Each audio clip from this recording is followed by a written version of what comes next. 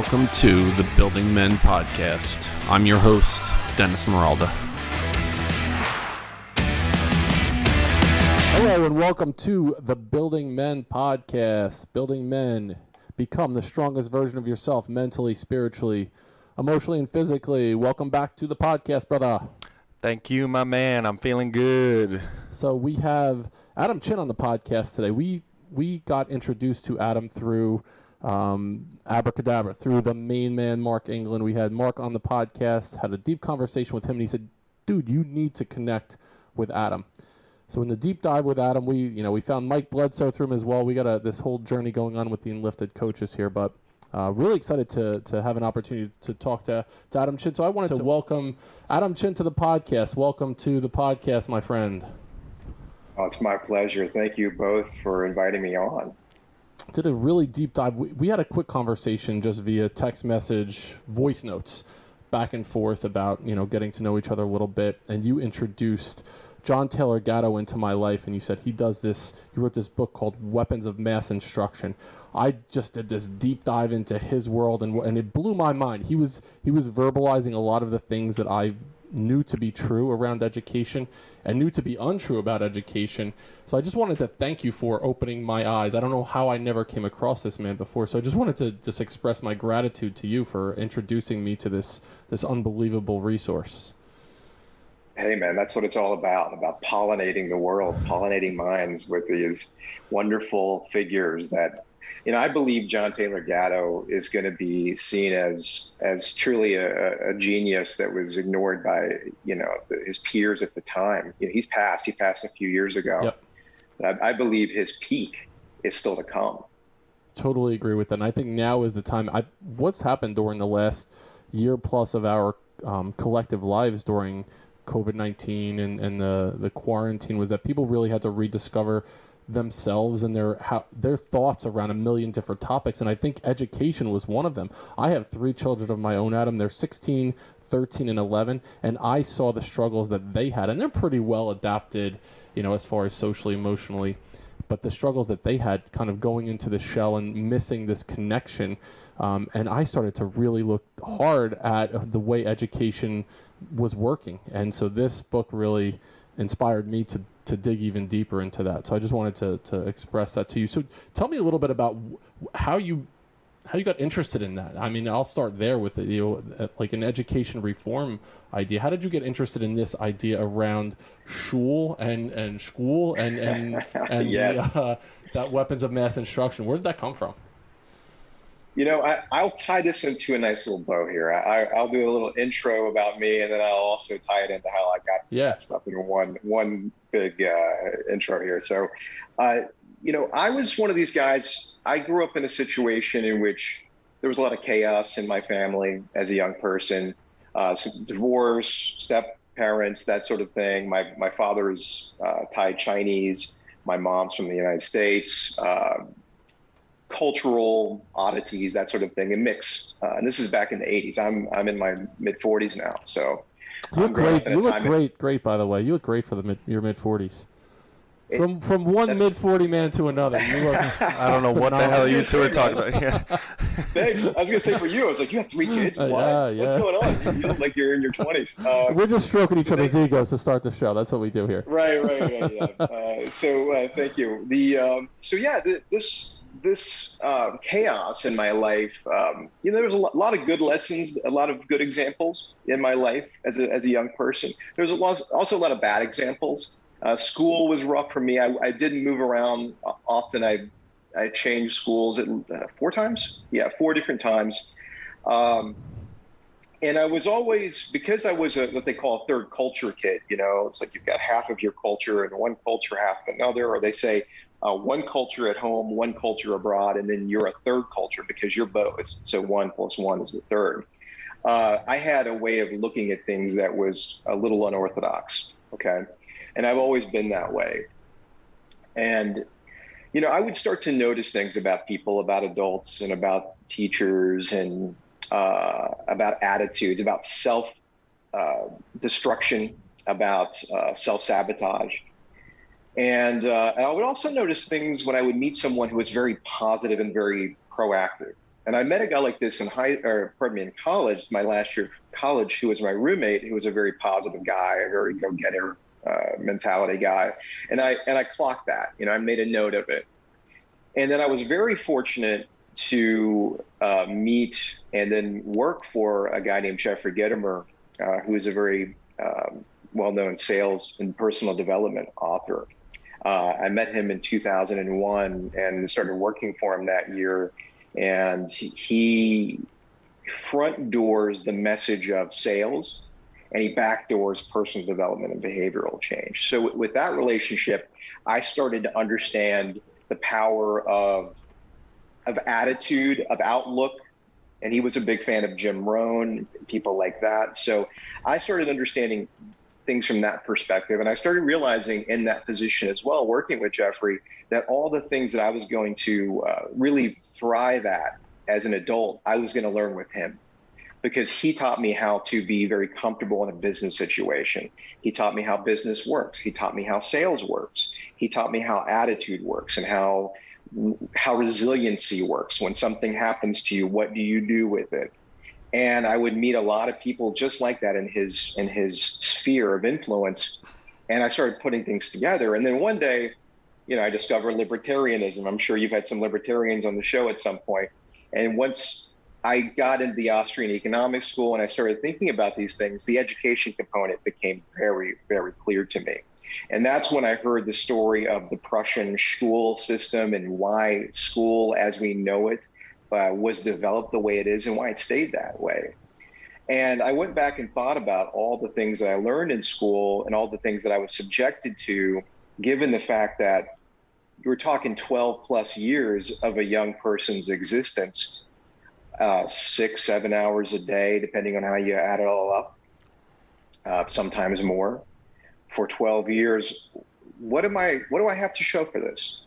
What could that be if we were to do it a little bit differently? And what is it really doing? What is it truly doing? Because you guys, I'm sure both of you had to do this in your adult lives, but I can say this definitively, I have dedicated a large chunk, quite possibly the largest chunk of my adult life, to unlearning things that I learned as a kid, both from my family, but certainly from the school system. And part of this is cultural as well, right? So unlearning these things that were really enforced in these, these learning institutions. Yep. And I'll put a underline under institutions. So I'll leave it there. You guys, respond to that. Yeah, I the dive that I did recently around schools. One thing that I thought about was the standardization part of it. That was one thing that really it rubbed me the wrong way as I left public education.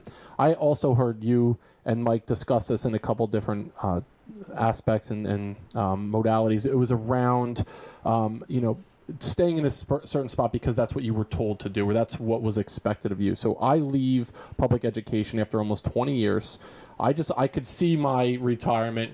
I saw I just needed to kind of coast out another 10 years, 15 years. I'll get this great pension with full health benefits. So I was living a life where I was just kind of existing to get to this date and time that really was, it had no meaning to me. And I was just existing then. So I really started to understand and think about, why am I doing this in the first place? What was my motivation for continuing it? And I didn't really have a great reason. It was just because that's what I was supposed to do. And then I started to think, well, let me try to rationalize why I'm doing it. And it didn't make sense to me anymore, especially the whole standardization of what we were creating these cookie cutter kids. And I was basically tamped down with things that I believed in favor of us looking better, our school district looking better in comparison to a local school district. And it was this cognitive dissonance that I had to deal with. It didn't make sense to me anymore. So I took this leap of faith. It was kind of like ready, fire, aim almost, where looking back, it was the best decision I ever made. It scared the shit out of me so many different times. Now I've done this deep look into what schools were really built on and why they were built a certain way. And then it became, schools were basically teaching us to become, factory workers. George Carlin talks about it.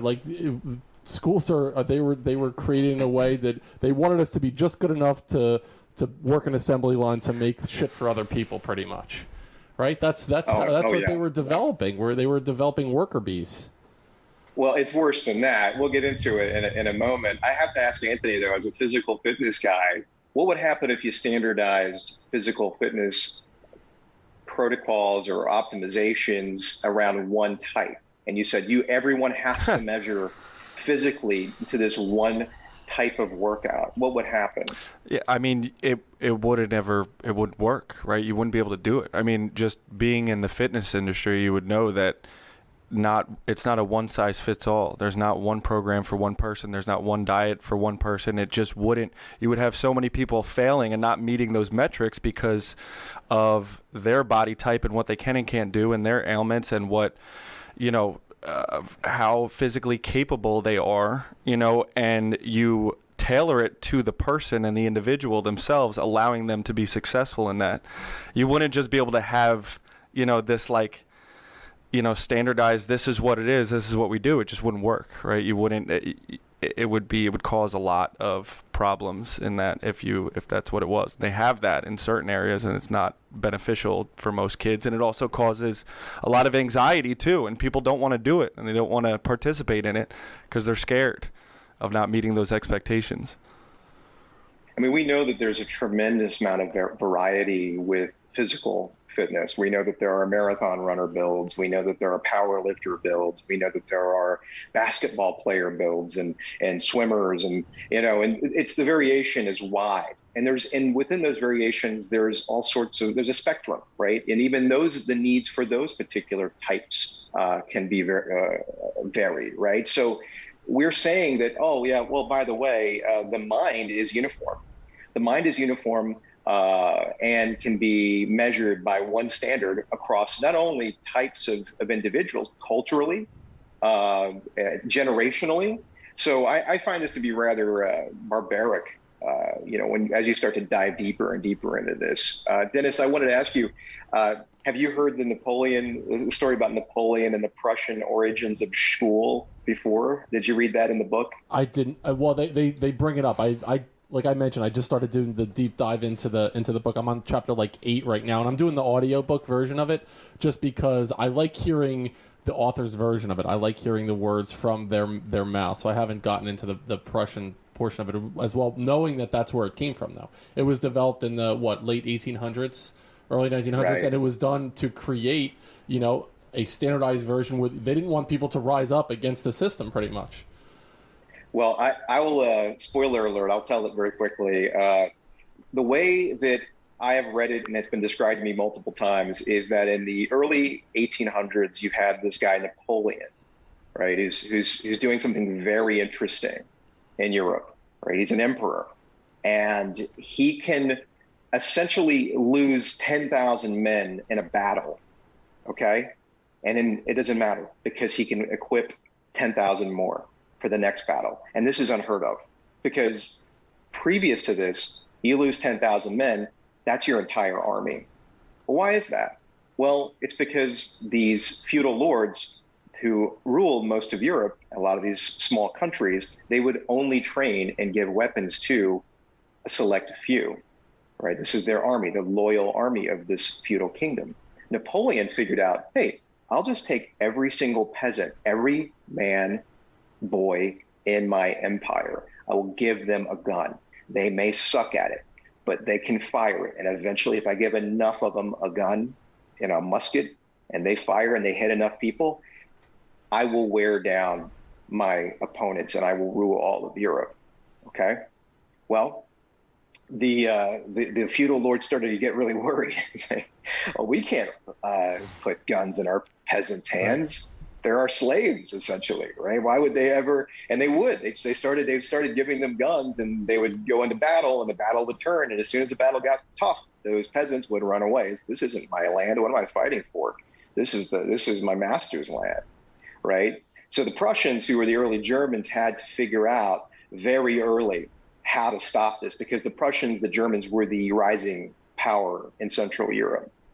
So the great thinkers of the time figured out Well, you know what we got to do? We got to get these people to think of this land as their own. Okay, I know it's not, but they have to think that way. Well, you can't brainwash an adult to think that. They're too far gone. We got to get them as children. And what are we going to do? Well, we're going to coerce them with this idea of basic education. We're going to make it perfunctory, however, and we're going to make it so that when they're on that battlefield and they have to fight, they stay because they believe it deep into their soul. And what are we going to call this program?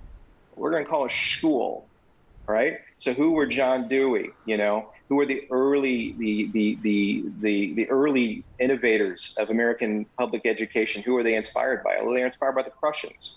So at the end of the day, this system, George Carlin's correct. It was about how do we build factory workers to not question management, right? And then how do we then create those same factory workers who are so miserable they can buy all the products we're building in that factory over and over and over again. Okay, and then also answer the call to stand up and fight for something that they have very little stake in.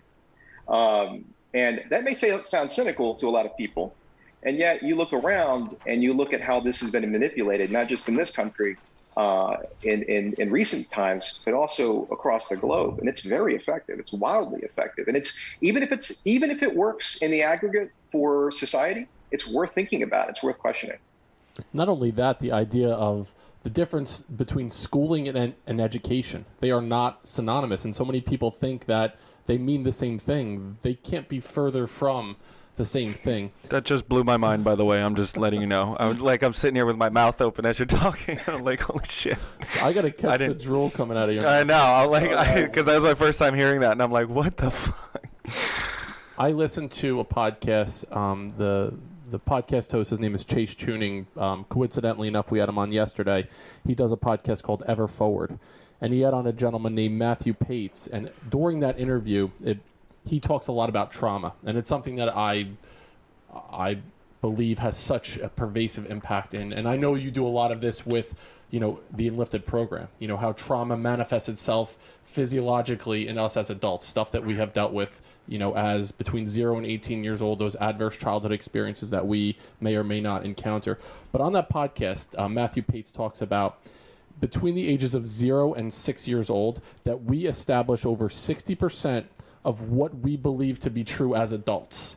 60% of our, how we recognize the world and how we show up in the world, most of that is happening before the age of 6, when we are 100% reliant on an adult to take care of our basic human needs. That goes right in line with why, it's to tamp, thought processes down and to keep people moving in a certain way in society. That's when you have to start it. So when do we start kindergarten? So kids are 5 years old when they're developing that idea of self. They're developing that idea of identity during those formative years as they're creating their identities and what they believe to be true around the world.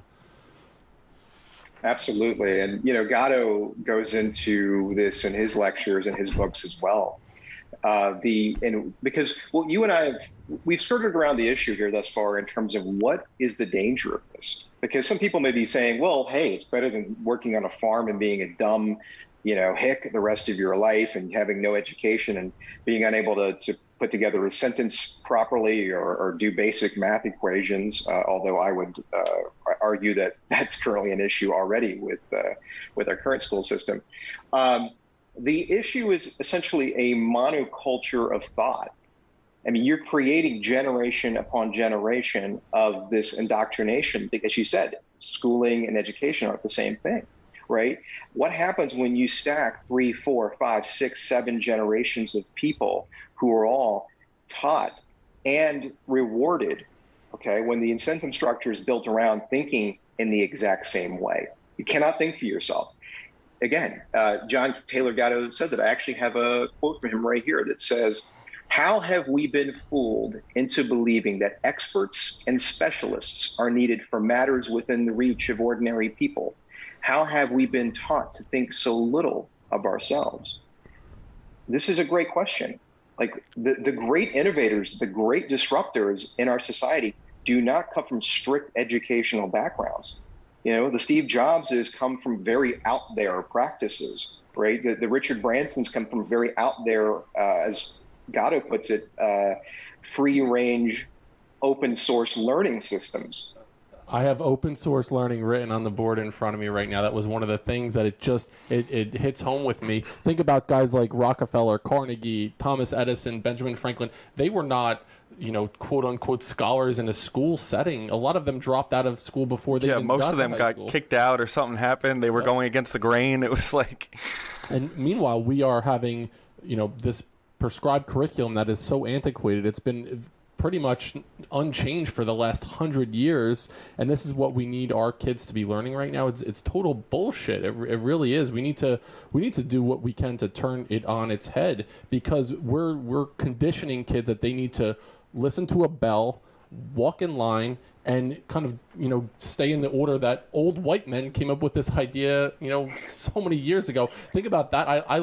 I do a lot of work with, theory around, behaviors and how it impacts, and it's like Maslow and Gardner and all these guys. They're the groups that they were working with were young white men. That was pretty much it. So coming from a diverse background, I'm sure that was shit that you're going through school. Like, wait a second, this is not me. Especially if you're like, imagine an African American teenage girl. Wait, this was an old white guy that developed this program in 1918, and I should be following along with it. It's total bullshit. Yeah, and unfortunately, these power structures and this monocropping of intellect knows no racial bounds, unfortunately, because you look at, so my grandparents, they fled communist China for Thailand back in the 1950s, 40s and the 50s, and you look at the system that appeared there. Again, no old white men are in charge of that. You've got, unless you count Karl Marx, whose ideas that they were mimicking or quote unquote inspired by. We're talking 100 million people estimated killed in peacetime by Chairman Mao, the great leader. Okay, so you're thinking about, and speaking of China, this is a rising world power. Currently, they're in a lot of ways overtaking the United States currently, and they have one of the most rigid educational systems and systems of thought that exist currently in the world. They're totally monocropped when it comes to how to think, when to think it, what the acceptable worldview of thought is, right? So I want to be careful with this phrase, but it is a slave and master relationship between whoever is in power and whoever is going to be subject to that power. Again, it knows very little racial bounds. You see it in Africa. You've seen it in with Pol Pot in Cambodia, who literally killed anyone who wore glasses because they were intellectuals, right? So you've seen it up and down, Indonesia. It is a power play, and the problem with monocropping and monoculturing intellect is that. So look what's going on now. So the reason that America is still the home of a lot of innovation and has been over the past 100 years, I believe has very little to do with our school system. It's because of that libertarian, that liberty spirit, that freedom of thought, that maverick inclination that fueled the beginnings of this country, right? In the 19th century specifically. Okay, and there's a lot of issues with that. I get all that, but that impetus was still fueling innovation in the 20th century, right? But see, the Chinese were smart. They were like, well, we have to build a system that is closed thought. It's going to be very closed, very censorious, okay? But we got to get that innovation here because they'll just laugh us technologically. They'll laugh us with, in every other way. We'll just send our brightest minds over to the United States to get educated, and then we'll copy all of their ideas. So you're seeing a big issue over there now is that China is like the worst of the educational quote unquote system, the worst of the school system that humankind has ever created. Yet they're reaping all the benefits of a liberty-based system here in the United States by stealing and or importing our great ideas. So it's a dangerous time for free thinkers. It's a very dangerous time for us. And I say that somewhat alarmist. I also say that as an opportunity. It's an opportunity to stand up like you guys are doing now, like we're doing with Enlifted, stand up for free thought, for free range learning, for open source learning. And there was this renaissance that happened so many years ago. I believe we're on a precipice of a renaissance. I believe that there are many people out there right now that are kind of challenging the status quo, especially in these things that have just been in place for so many years that we're starting to see some pushback. And I think one positive with what's gone on with COVID over the last year plus is that people have taken this deep look internally and said, okay, what can I do myself to change the status quo? And you are absolutely doing that. And I want to wrap it back around to that idea of school, the dive that I've done. And again, thank you for the recommendation. Gatto talks about a kid that he was in his 7th grade class. His name was Stanley. They called him Fat Stanley. I don't know if you heard the story about Fat Stanley. No, I haven't heard that one. It's so interesting. So Fat Stanley was a kid who would have flunked out of school. He would have been on, in a social worker's, inbox without a doubt. He was in Gatto's class. He came to school 3 times a month pretty much just to be there.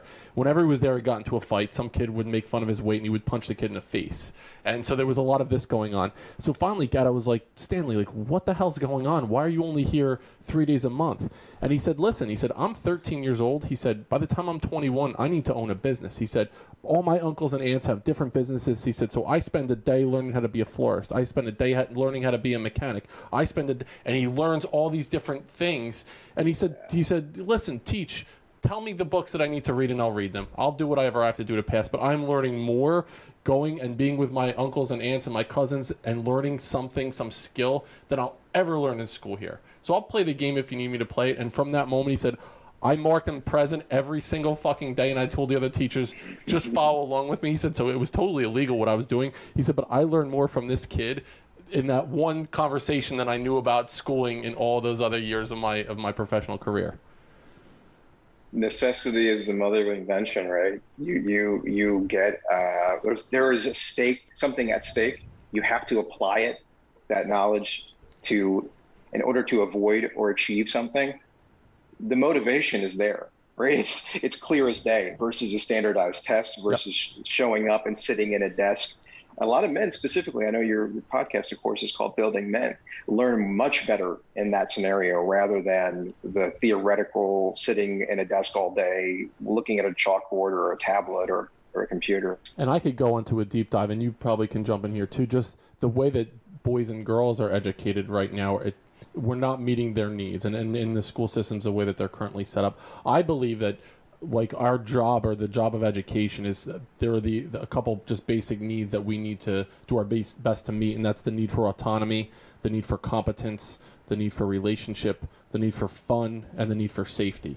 If we're doing that, it doesn't matter what the curriculum is. We need to help kids understand to be like an innovator. They need to be the author of their own educational journey, not a consumer of it. They need to be more of the trailblazer or the explorer on that journey.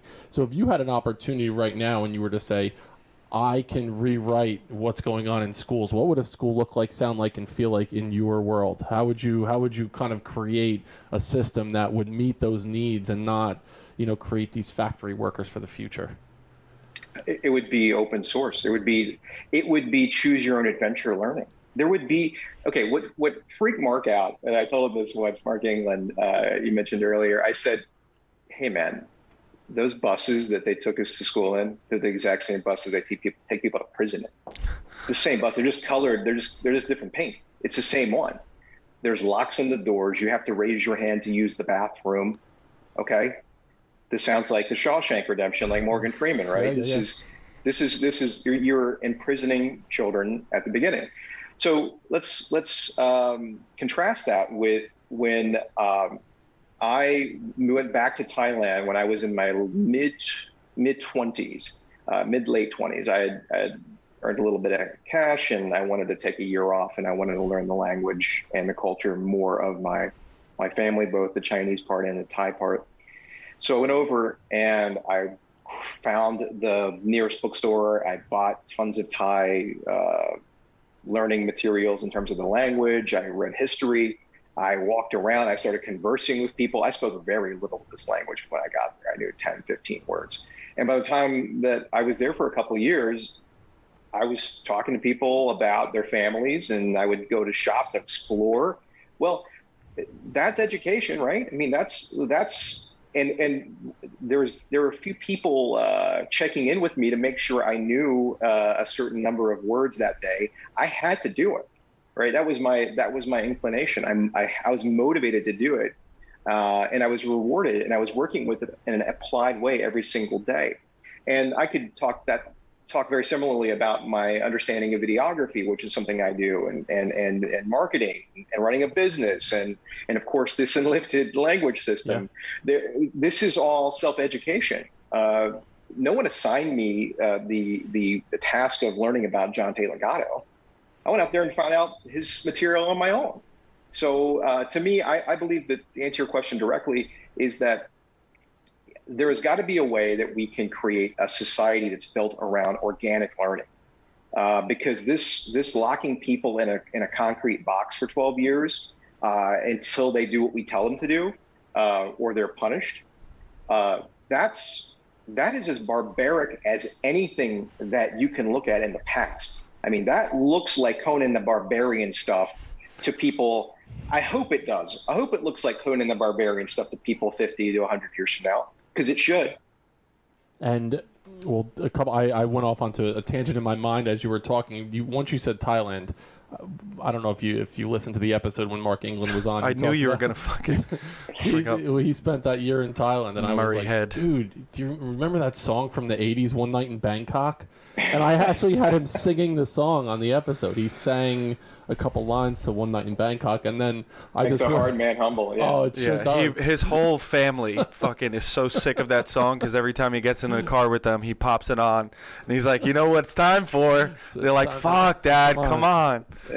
Turn the page. And then I just wrote down from Meet the Parents, when you were talking about learning Thai. It's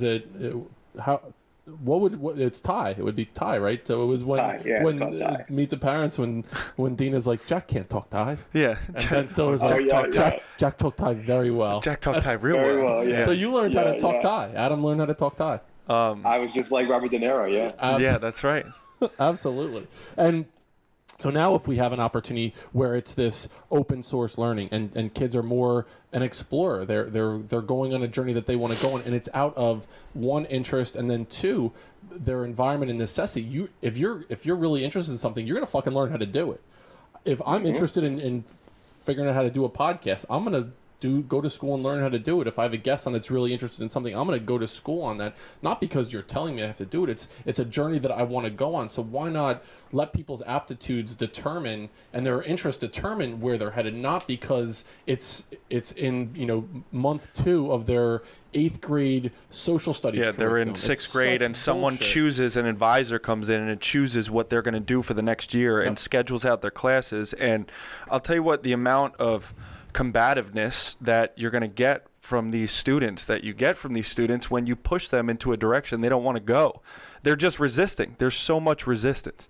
And that's just going to cause for more struggles along the way. And that's why kids don't learn anything or do just the bare minimum to get by. Or they're doing it to please their parents, to please the teacher, just to get to get to that next step, right? So it's like you go to elementary school, to get to middle school, to get to high school, to get to college, to, oh shit, I don't know what the fuck to do, and I'm in all this debt, and now I'm fucked, and it's like. Well, Anthony, it's. I'm sorry to interrupt you. No. I got so passionate about this topic. It's do what you are told to do, and you will be rewarded.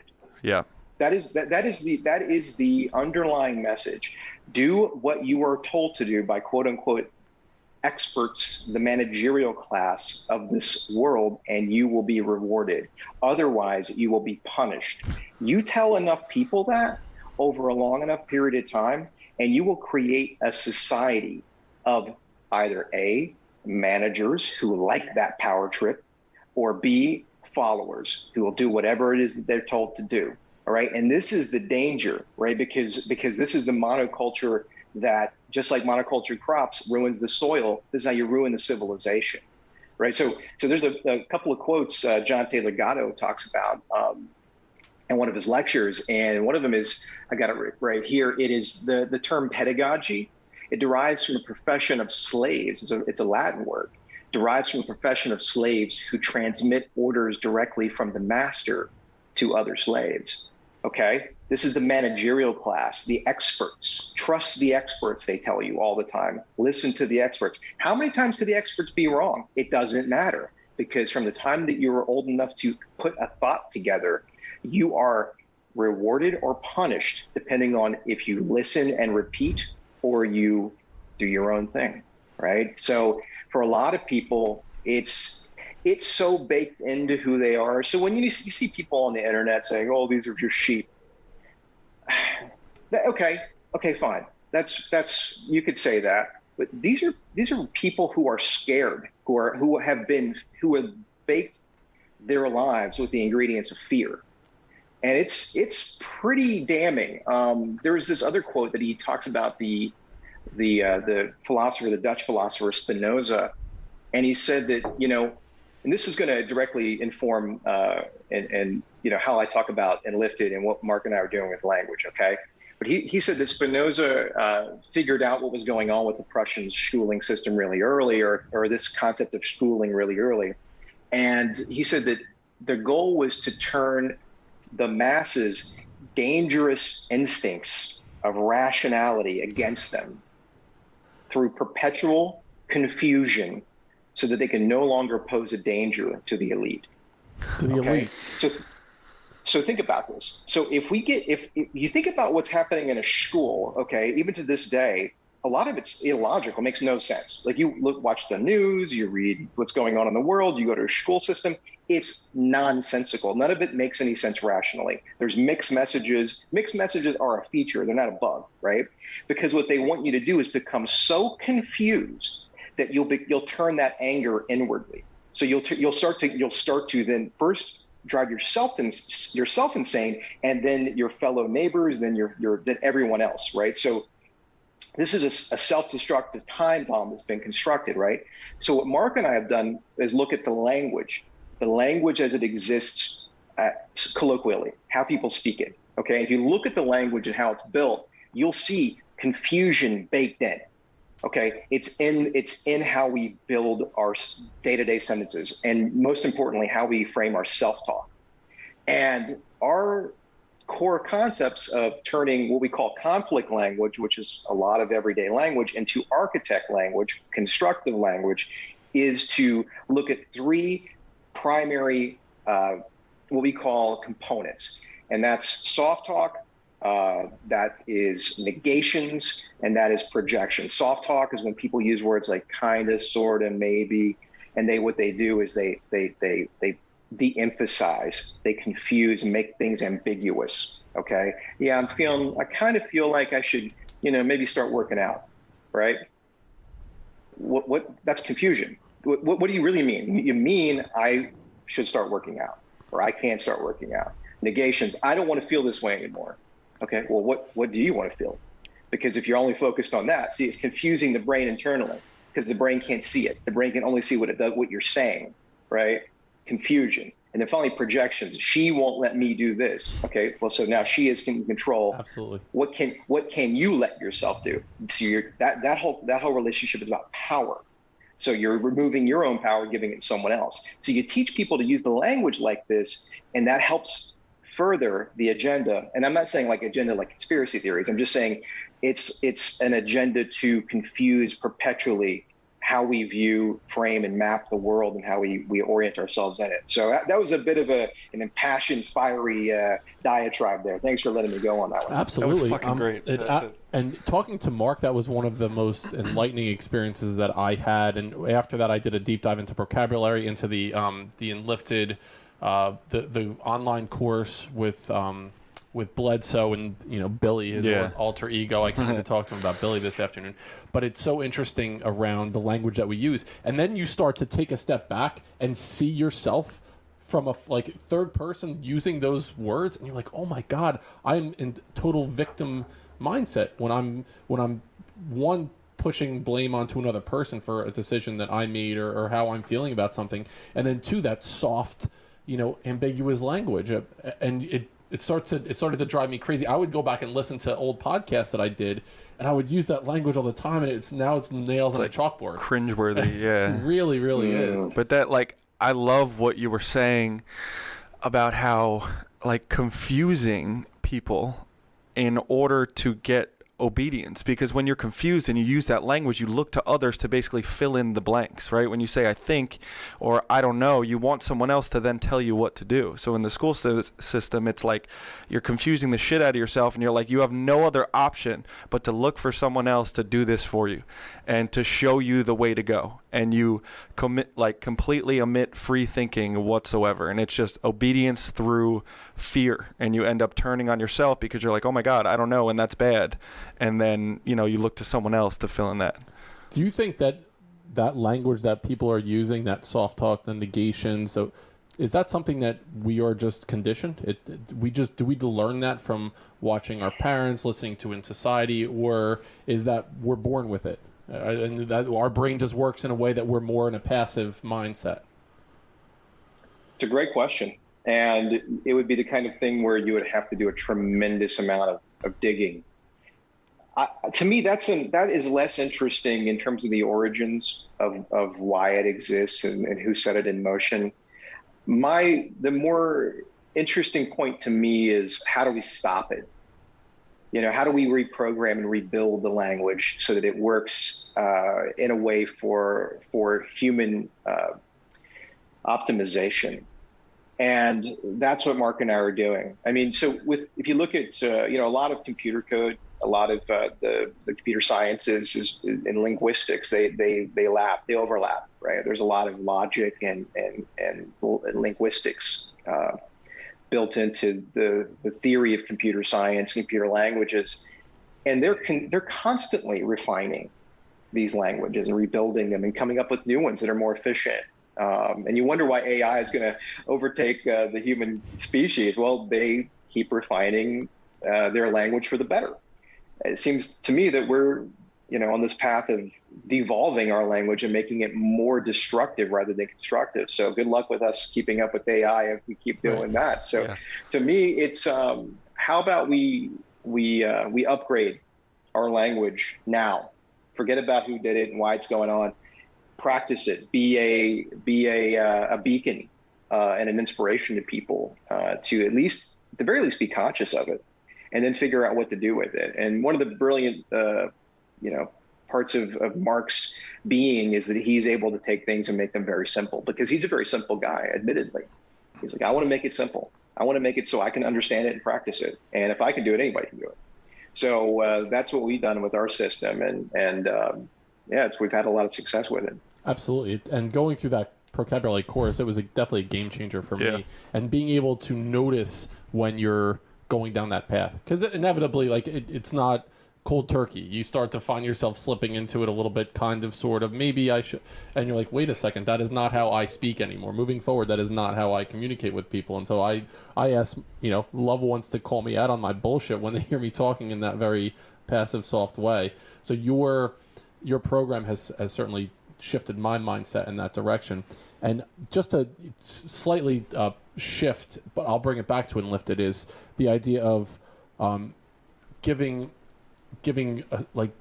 numerical assessments for things versus asking questions. And the reason why I love that program is because you're asking yourself questions. And one of the big problems that I have with education is the assigning of grades to for completion of a task, to assign a numeric grade or value, and that the system is based on that. It's based on you're getting an A, you're getting an 88, you're getting a 92. And I, as a principal in a very affluent area for several years, I had more arguments with parents around the difference between a 92 and a 98. And I said, it doesn't fucking mean anything. It's a total arbitrary number. And I would tell teachers all the time, it's not about the grade. It's not about, praising kids. It's about asking questions to make them go deeper in their own mind and learn more about it. That you want to inspire the learning. And another reason I got out of education is because I was like, ask more questions rather than give more answers. That's your job. If you're really into you want to be an educator, you should talk less and ask more. It should be less about what you have to say and so much more about what the kid is thinking. So what you're doing with Enlifted is you are causing people to ask those deep, dark questions of themselves and rethink how they're communicating in such a deep way. It's brilliant. Well, and to add a little bit to the end of that, yes, the results do as you say in terms of they reveal very poignant and impactful traits and stories, as we call them, within. Yet the method is very simple. It's very practical. It's literally a simple word change or two. And this is what Mark and I call, we're in the how versus the why business. People say, hey, why do I keep feeling this way? I don't know. How do you keep feeling this way? Let's look at your thoughts. Let's look at how you're constructing them. Why do I keep doing the same behavior? I don't know. How do you keep doing the same behavior? Let's look at the mechanics of it. So because what happens is, this is that part of that confusion thing, Anthony and Dennis, I was talking about this concept of, you make this thing a black box, you make this thing a mystical black box that is impenetrable. What if you're running around the world with to use another metric, a 90 IQ? What if you're just a regular person? You have a mystified black box, okay? Well, good luck, right? What if I said it's actually mechanical? What if we said, hey, look, let's take some of the thoughts, look how they're constructed, reconstruct them with words, the same words you've always used. We're just going to reconstruct them, okay? And then you're going to reveal something. That's a lot more practical and a lot more applied than, say, sitting in a psychotherapist's chair for a decade wondering why this is happening to you. And by the way, love the work that those modalities both have implemented, designed, and do. It's simply another way to get to where we want to go. It's a very simple way. And I want to use that word over and over again, simple, because so much of this is, like I said, made to be mystical and impenetrable. Let's make it simple. Let's make it mechanical. See what happens. I'm interested, Adam, in your thoughts around the outside of the words and understanding that you are an expert in the actual words that we're using and how we're using those words and what they mean to us as individuals. Communication, there's a couple aspects of the communication. It's the actual words, if you were to write them out, the verbal text that you would use. Then there's the paraverbal communication, the tone, the volume, and the cadence of the words that you're using. And then the nonverbal communication that's happening, what you're doing with your facial expressions, your body language, your posture. How much of communication in your area is outside of the words? When you think about the actual words that we're using, obviously, through the Procabulary Enlifted, it's about the words. How much of it is outside of the words? What you're doing when you say what you're saying, and then how you're saying what you're saying. Isn't that really the realm of EQ and IQ? The idea that there's an emotional body and a physical or an intellectual body. So you're thinking of things intellectually. So the way I look at the stuff that we're handling is more of a broadcast receiver. You've got information that's being broadcast, information that's being received, interpretation. So I want to refine my broadcast, and then I want to refine my reception so that I get the right message out, and then I interpret the right message in. That's the intellectual component. What you're talking about is all the other stuff. You've seen me, I'm nodding, I'm smiling. Yeah. Well, I am engaged. I want to communicate the fact that I'm engaged. Yes. You guys are smiling and nodding. We want to do this, right? That's the emotional part. And if we were in the same room, you'd see even more of that, right? We pick up on that quote unquote vibe. Obviously, very important. And it's something that I believe they work in tandem. One of the things that Mark is really big into, of course I am as well, is the concept of breath and language. So you'll hear Mark talk about in the trainings and the workshops, you'll hear him say low and slow a lot. So a lot of people, what happens is say that there's a traumatic incident or there's something going on that's driving a lot of emotion. You could see that there's emotion in how they speak about it. What they'll do is they'll say, I was 12 years old. My dad walked out on me. Never saw him again. It's fine. They'll just very quickly run through it. And you can see something's going on there.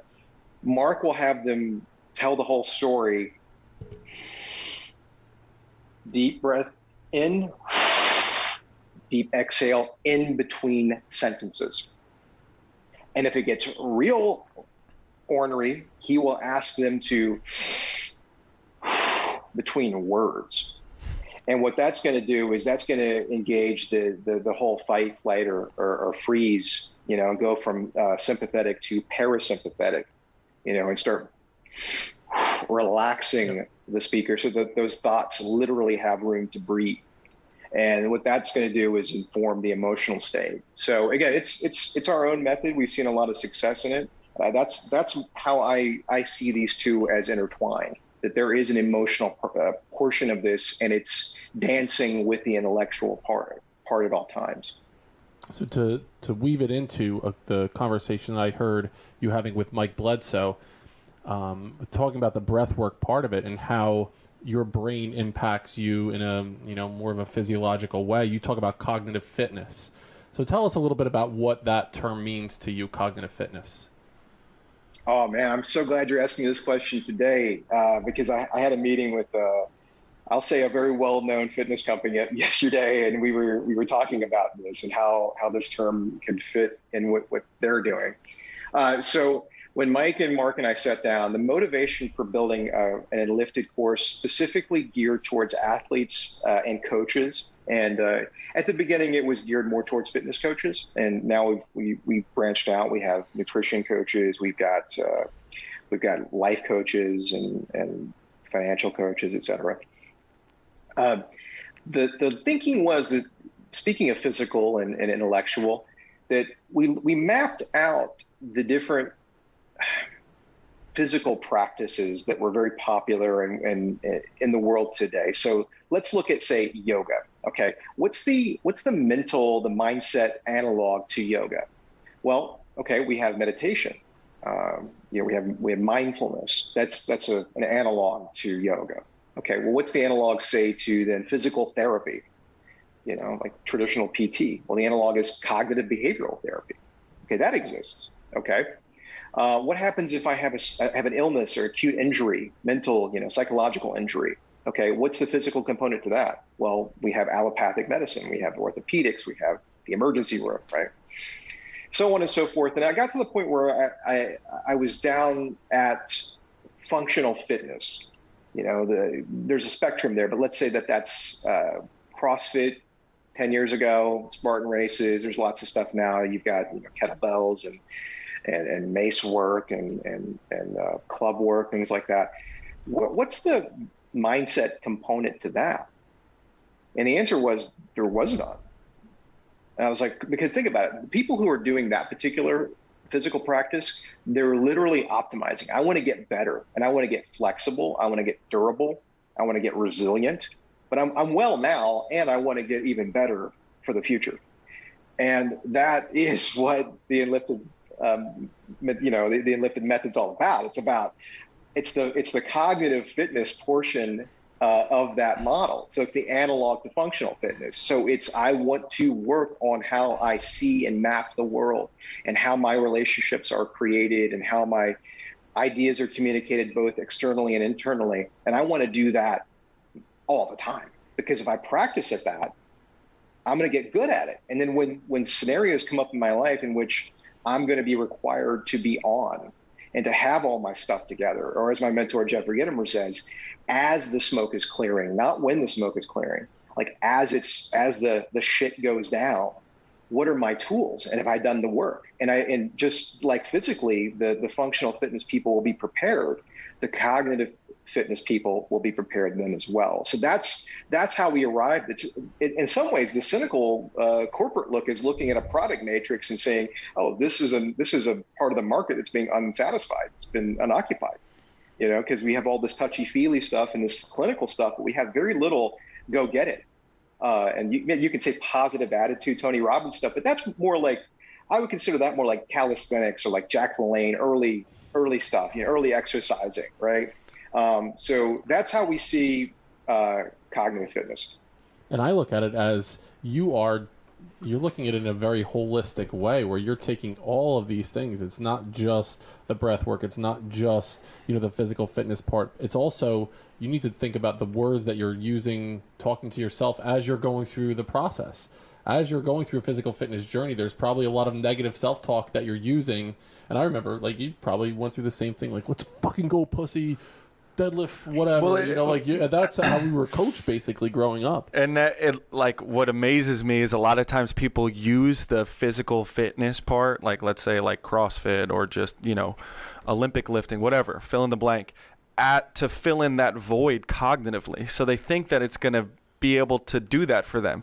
But it's usually this, it saddens them that at the end of that, they might hit their goal or their weight or the number on the bar, and they still don't feel complete. They still don't feel like themselves because they didn't dive in to the mental part of it as well, because those, they help, right? But it's not synonymous. There's deeper feelings that can coincide with that, that kind of synchronize and link up. And it can't be about the destination, because if it's solely about the destination, when you're 30 years old and all of a sudden when you're 45, 50 and you can't hit that same thing, now what are you? Your identity's gone. Your opinion of yourself, the language you're using to talk to yourself, you're not as good as you once were.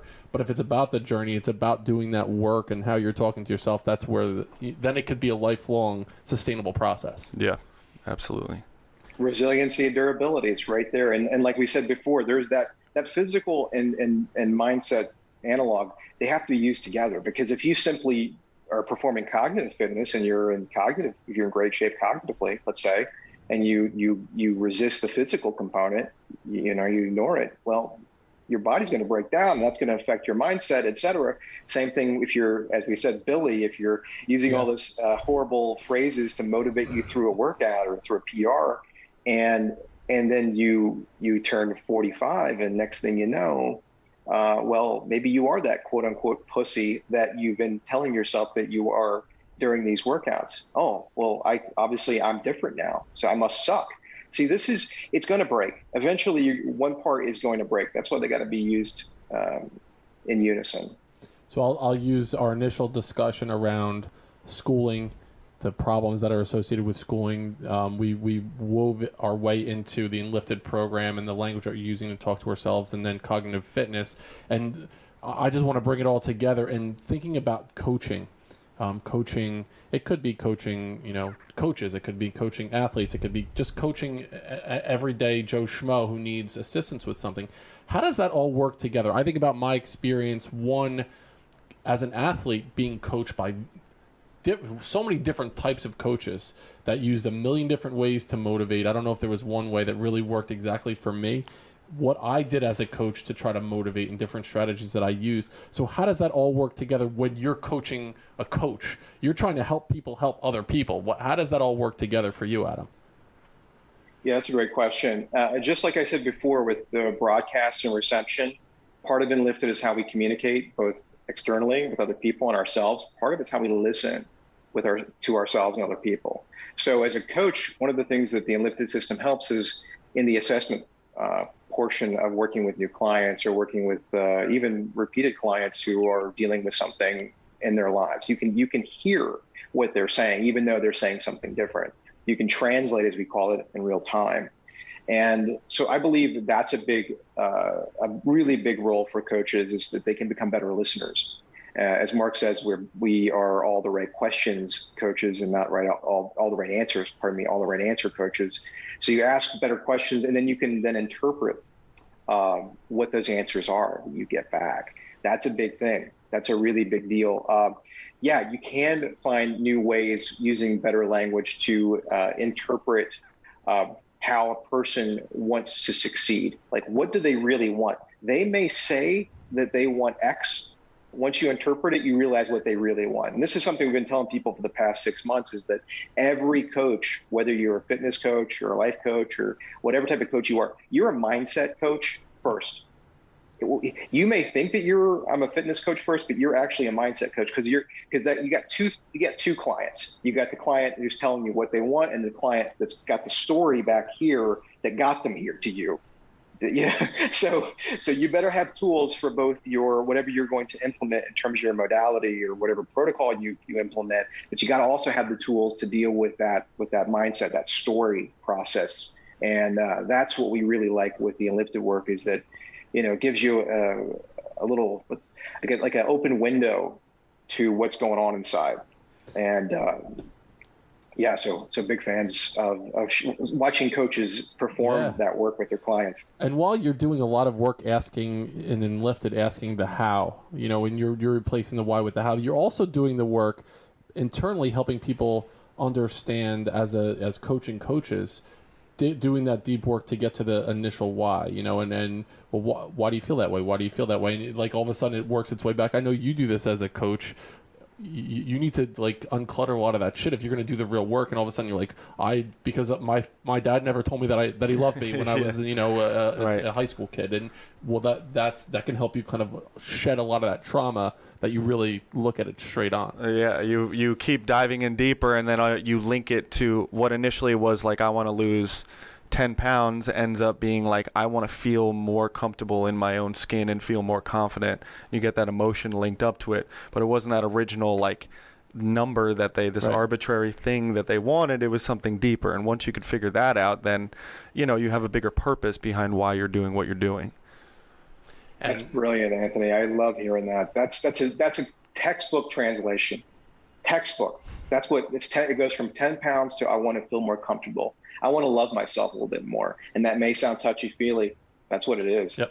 Absolutely. Yeah. And we're excited. We'll both be part of the Level 1 Enlifted Coaches Certification Program coming up, where we've been in contact with Mark. So we are thrilled to be a part of that moving forward. I'm kind of downright giddy about that. I know. Process, I'm so jacked up. It's going to be great. So Adam, tell the Building Men audience where they can find you, how they can get in touch with you. People are going to want to learn more about you and your journey. Well, I'm social media. Let's say I'm on the outskirts. I'm out there in the wilderness. Sometimes I go on, sometimes I go away. The best way to reach me is to go to @EnliftedCoaches on Instagram, because we got a great community manager, Kimberly, who's just crushing it, man. She is a new member of our team, and we love her so much. She's doing a great job. So you can find out about Enlifted Coaches there. You can find out about Mark. I believe he keeps changing his Instagram handle. It's @MarkEngland205052 or something of that. I think it's 57. The year he's going to retire. The year he's going to retire, 57. Right. So you can find him there. And we have two main products. We have got Procabulary, which is for everybody. If you're using this with your family, if you're using this in your relationship, at work, that's a great course. It's it's usually $2.99. I'll hook you guys up, your listeners, with a code for $30 off. It'll be, how about we call it Building Men? Is that cool? That's perfect. That's beautiful. You got it. Okay. And I'll send you guys links where you can post that for your listeners. We also have the Enlifted Coaches Certification for coaches. And you can, like I said, you can find us on Instagram at Enlifted Coaches. And you can find us on the internet at enlifted.me. I did want to leave you guys with a quote, another Gatto quote, if possible. Bring it on. Okay. So this is a short one, and there's two. Can I do two? Is that okay? Absolutely. I love this. Yeah. Okay. All right. I'll go with one. I'll start with a dark one, and I'll end with a light one. Okay. So the dark one is, children learn what they live. You put kids in a class, and they will live out their lives in an invisible cage. Deep. Okay. This is the threat. Okay, that sums it up perfectly. That's from Dumbing Us Down, his first book. Here's the optimistic one. If we do this, if we accomplish this goal, all of us, right, we are going to, quote, find that genius is as cheap as the air we breathe. It is everywhere. We are all geniuses, and we are going to be able to tap every single child, every single person for the inner genius that they have. I've seen it. I've seen people just blossom. People you wouldn't expect ever to have genius. They switch it on, they become beautiful minds. So I believe that 100%. We can make genius as cheap as the air we breathe. I'll tell you what, that's going to be the opening quote. This will be on YouTube. I think that last quote will be the intro to this episode on YouTube. Will be that quote that you just said right there. It's amazing, my man. Hey, listen, Building Men audience, you need to check out everything that Adam is doing. I can speak from my experience going through the Procabulary Course and going to be a student in the Enlifted Coaches Certification Program. It is all that it's cracked up to be. I cannot wait to go through that experience. Adam Chin, thank you so much, my man, for being on the Building Men podcast. You can find us on Instagram, building.men, buildingmencoach@gmail.com, Building Men on YouTube. Anthony, you got any final words for us, my man? Adam, first of all, thank you so much. That was awesome. That was such a powerful conversation that we just had. That was exactly what I needed right now. But go one step further than you thought you could. Building Men. We'll see you next time on Building Men.